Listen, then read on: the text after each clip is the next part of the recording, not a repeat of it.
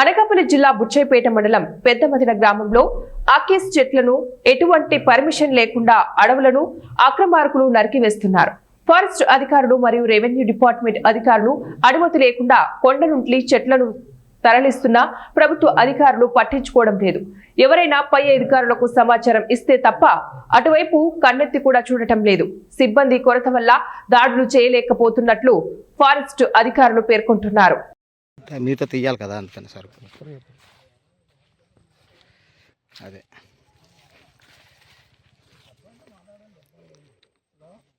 అకేసే కదా అది ఓకే